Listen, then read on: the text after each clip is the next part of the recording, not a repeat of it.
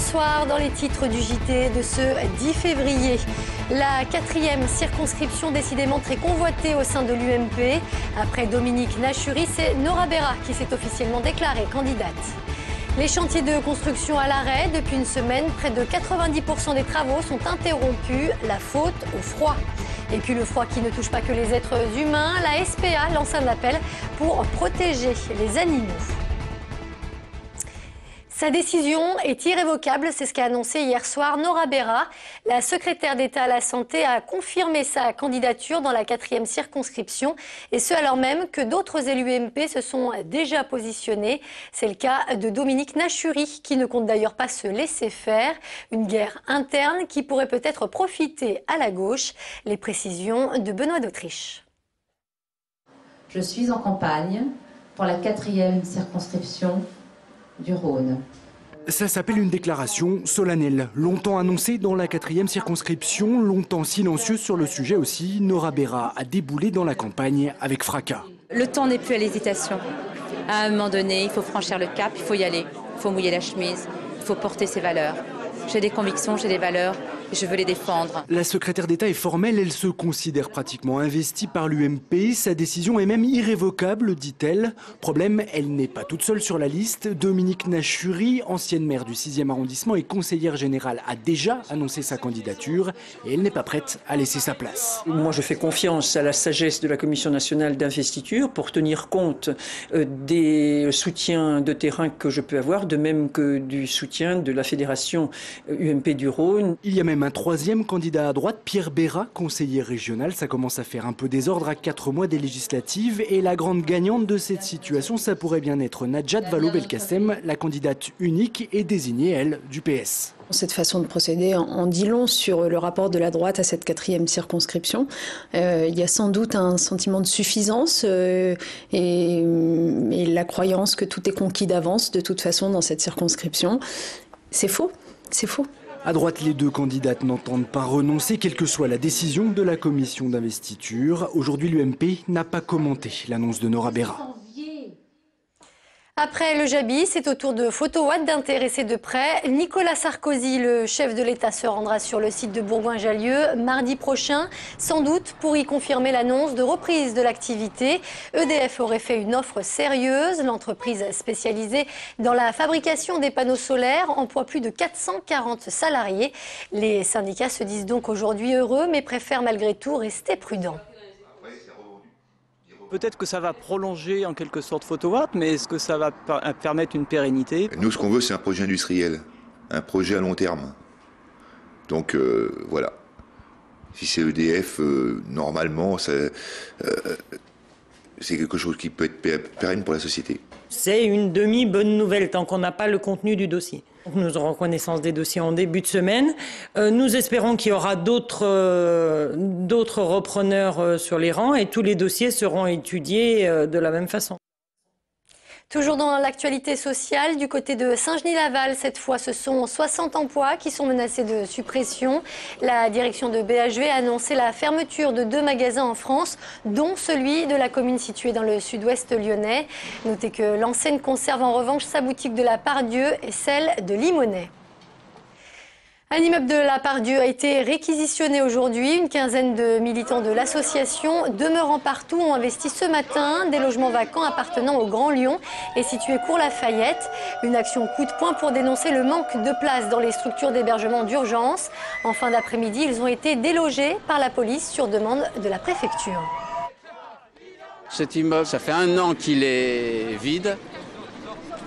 On préfère laisser les gens dehors plutôt qu'ils puissent être à l'intérieur légèrement au chaud. À la Fondation Abbé Pierre, on ne croit pas forcément que le squat soit une bonne solution, mais vu le contexte et vu la température, c'est sûr que mettre des gens dehors pour pouvoir garder un immeuble vide, c'est peut-être quelque chose qui est un peu problématique dans le sens des priorités.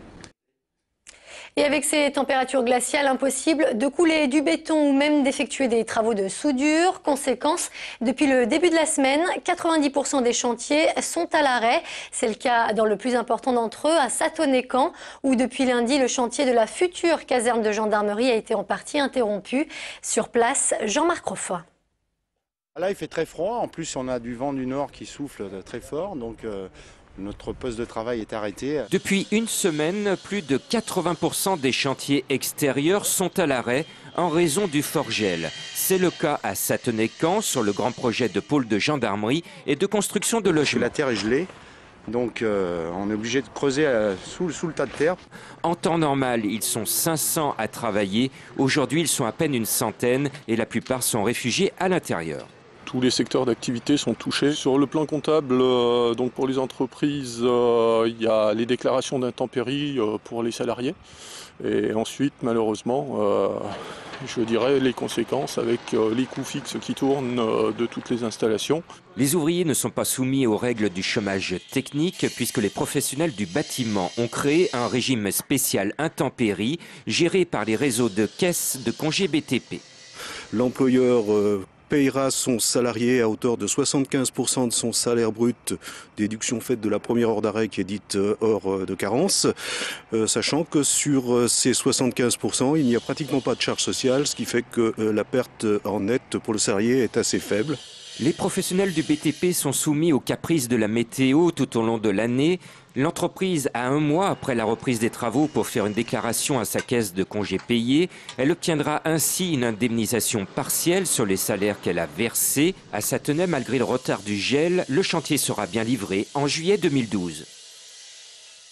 Un froid qui paralyse également le fonctionnement de plusieurs autres secteurs situés en plein air, exemple à la SPA, où les bénévoles ont de plus en plus de mal à protéger les chiens notamment, installés dans des boxes extérieures.